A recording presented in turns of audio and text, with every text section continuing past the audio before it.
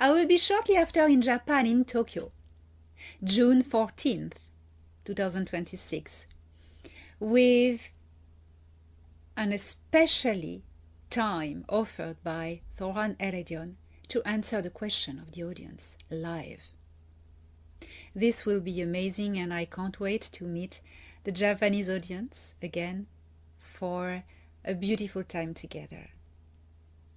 And October 16 and 17, Nashville, Tennessee, a conference organized by Corina Pataki and Karen Britt.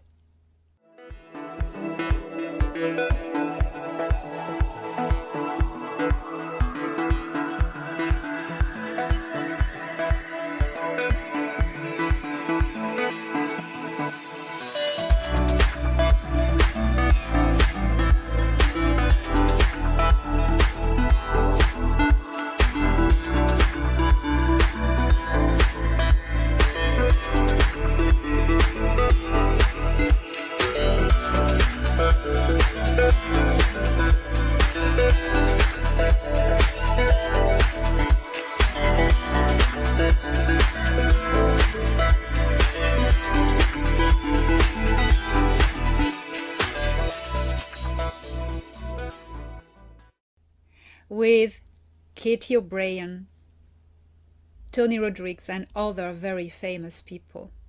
Be there, it's going to be incredible. And finally, Dubai in November. I invite you to go to this conference in different parts of the world and check my page, International Speaker, where you have all the explanation and more.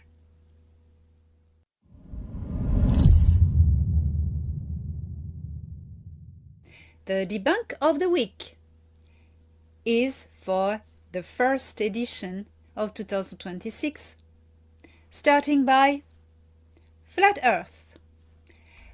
Flat Earth is a psychological experiment elaborated by the CIA in order to distract and dumb down the populations. If the Earth was flat, standing at the edge might be the last thing you want to do, because gravity is a bitch. Gravity would push everything towards the center, right? And it would crush the middle and suck the air from the rim to the middle, towards the center. Now, a flat planet is impossible because gravity shapes massive celestial bodies into spheres, always. This is a physical law, it is universal, it is in all dimension densities of the creation.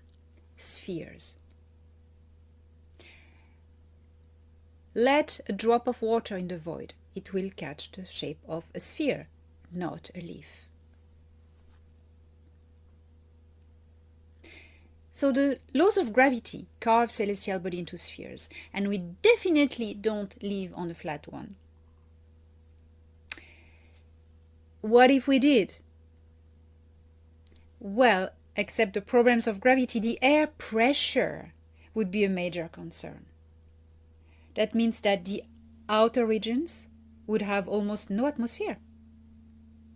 Or would be centered to the center. No atmosphere, no air pressure in the outer regions. So if you live, for instance, in Australia, you wouldn't have enough oxygen to breathe.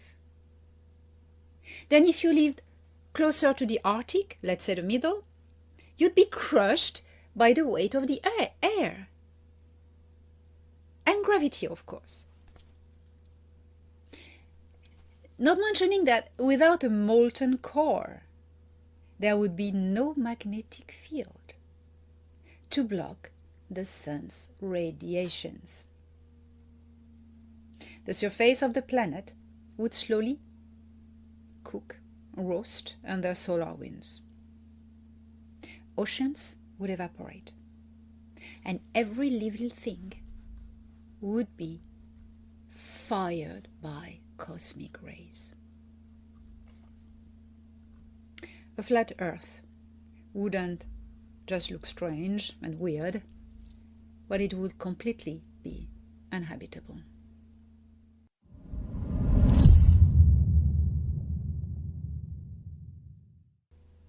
People of Earth, this is a message from the Galactic Federation of Worlds, of whom I am the emissary. We greet you as neighbors. We greet you as kin. We greet you as a species at the turning point of its own story. You have endured ages of struggle, and you persist. You have seen violence and still carry tenderness.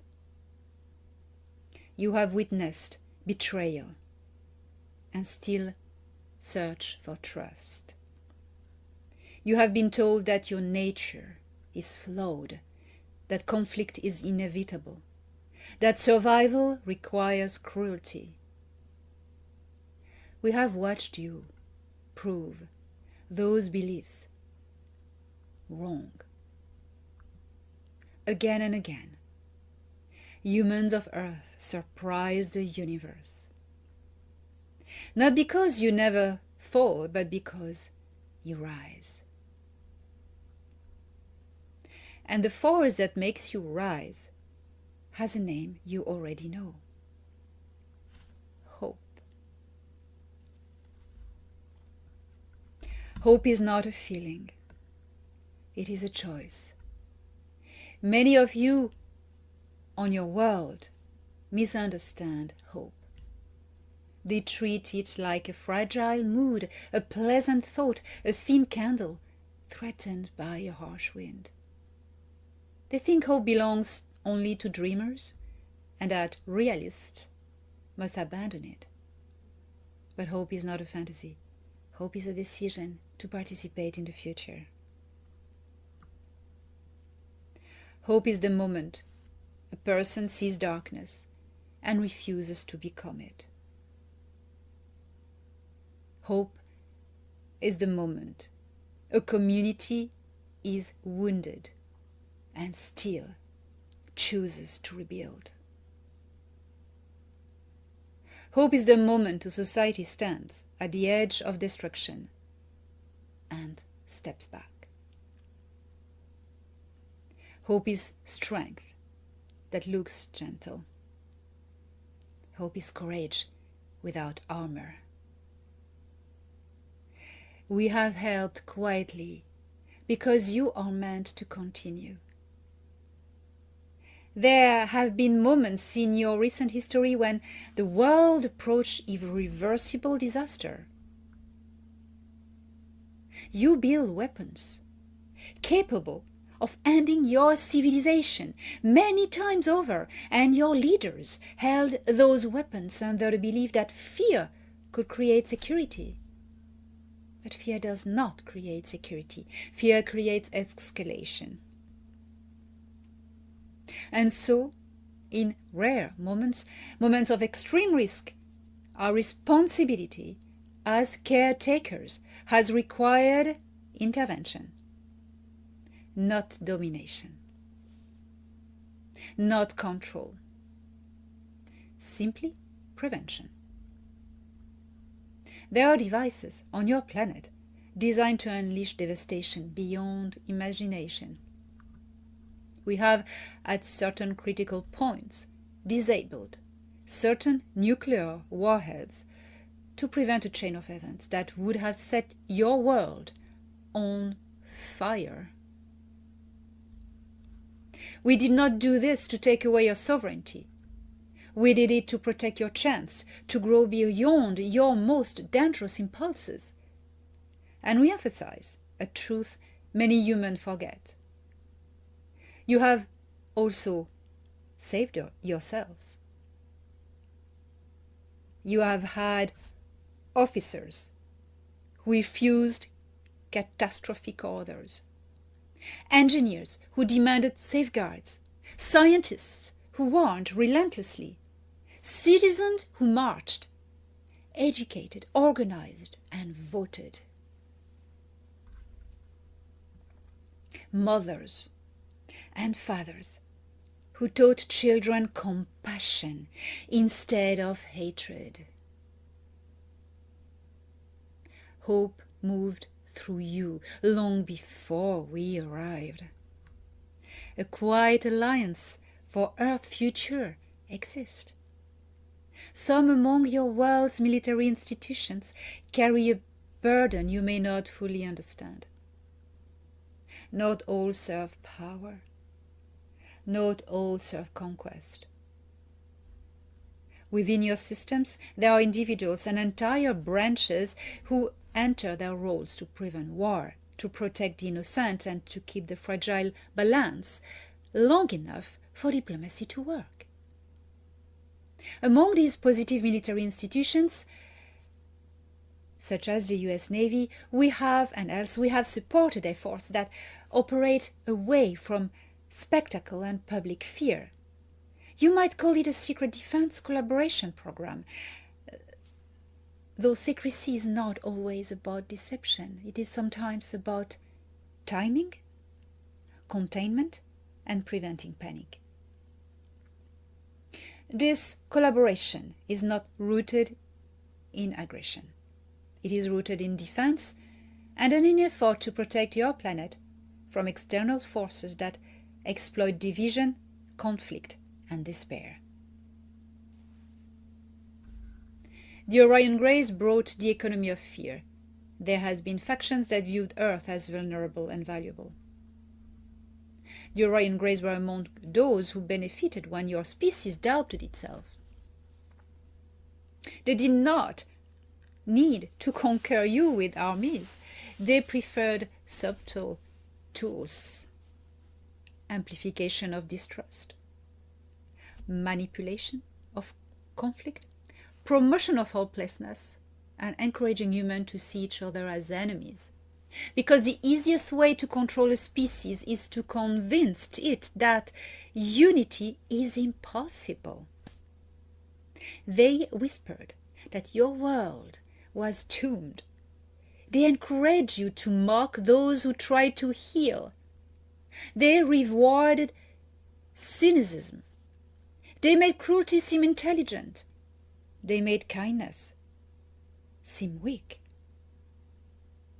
But the truth was simple all along. Their influence collapsed at the moment you refused to despair. Because hope is not a concept nor an emotion. Hope is resistance, protection. Hope is strategic. Hope changes the very structure of the morphogenetic field of reality. Hope breaks the spell. When a population is hopeless, it becomes easy to manage, to control. People turn on each other. They withdraw. They surrender their power to any figure promising certainty, even if that certainty is violent. When a population is hopeful, something changes. People share resources. They organize, they innovate, they choose accountability. They refuse manipulation. They choose to protect the children. They rebuild after collapse. Hope is the spell breaker. Hope says, no, this is not the only possible future. You are not a weak species, people of Earth. You are a young, strong species, and youth is often turbulent.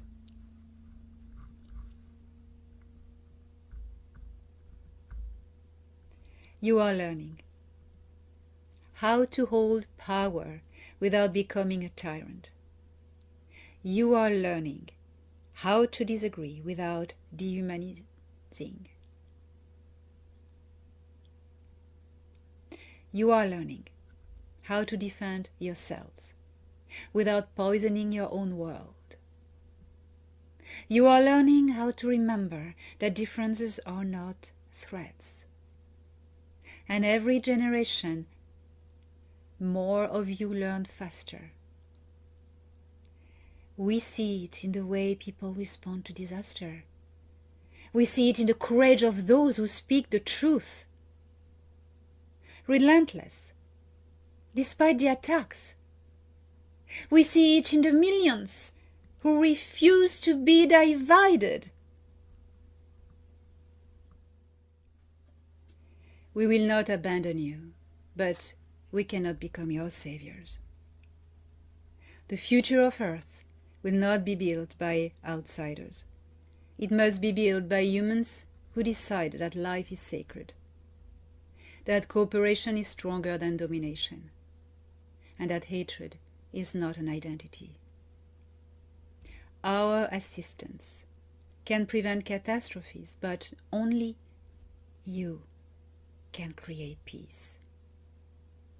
And hope is the first building block. How to practice hope in a world that tries to crush it? It's very simple. Hope is not passive. It's not waiting. Hope is action. If you want to strengthen hope, you do not want to wait for great external events to occur and sort out all the problems. No. You have to do it yourself. Practice it in daily life. Tell the truth, even when fear and intimidation tells you to hide. Protect the vulnerable, even when it costs you comfort. Refuse humiliation as an entertainment. Choose discernment over obsession. Build communities, even if it starts by one person. Hold leaders accountable without becoming cruel. Teach children emotional courage, not just survival skills. Hope becomes real when it becomes habitual.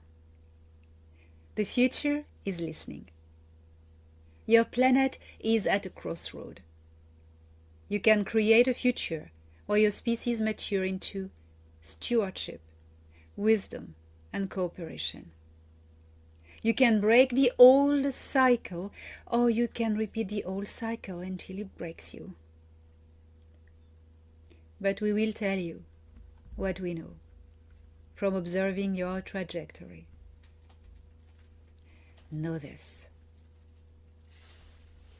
The ones who profit from your despair are running out of time, because more humans are remembering who they are. Hope is contagious, so is courage. So is truth. Hold your hope like a torch in your own life, and you will light the way for others, even without trying to or meaning to. We walk beside you, but the next step is yours.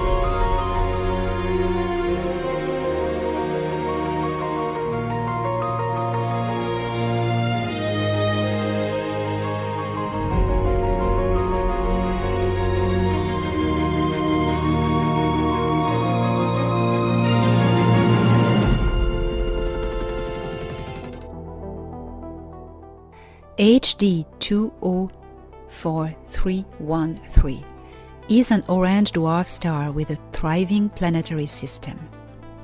one of the moons of the cold world of Shu, the fourth planet of the Meru-Lithan star system, is home to the Shar, a genetically interesting species.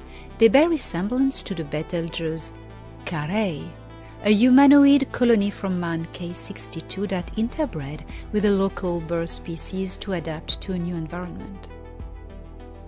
A study of Shar genetics shows that their avian genes are endemic to Sur Shar and are also found on 2 other moons of Shu, as well as on the second planet of the star system. At some point in their evolution, the native bird species were transported by spaceships to other locations. Who did this was probably the humanoid visitors who mixed their genetics with them. The result is this fascinating hybrid species, the Shar. No trace remains of the humanoid component culture that performed this hybridization, and neither the Eguli nor the Ashanti, the 2 other spacefaring cultures in the Meru-Lithan star system, revendicated. Despite being mammals, the Shar possess many avian characteristics, most notably a planetary interfaced consciousness. They do not have wings, but their fingers and toes truly resemble the claws of birds. The Shar are vegetarians. They are also highly telepathic, which is preferred method of communication. And they also produce chirping sound with an organ in their upper throat that generates carrier wave frequencies. They have a very small space fleet and are protected by the Galactic Federation of Worlds. And they share resources from the mining of Shu with their neighbors, the Ashanti, a Seleucid colony inhabiting another moon of the 4th planet. The Shar are a beautiful, pacifist, and quiet culture.